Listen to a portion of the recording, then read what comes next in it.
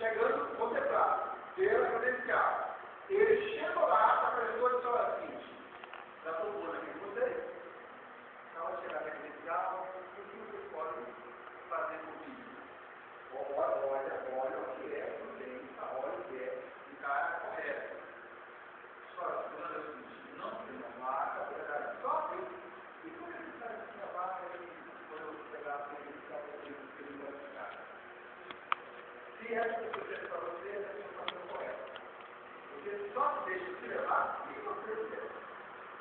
Agora para descobrir realmente eles estavam usando essa palavra. Mas ela falou, por exemplo, uma pessoa assim, com 45 anos, só tem a capacidade primária. Eu pergunto, por que você estudou? Meu pai era carrasco, nunca teve oportunidade, ele tinha uma coisa de dois, eu tenho essa coisa de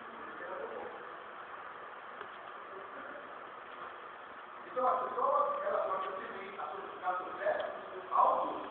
A partir do momento que a pessoa que ela acreditar, eu saber que a pessoa está vinculando uma vaga, eu, como um gerente, ou um inspetor, ou um gestor de pessoas ali, eu tomo uma boa atitude. Primeira coisa.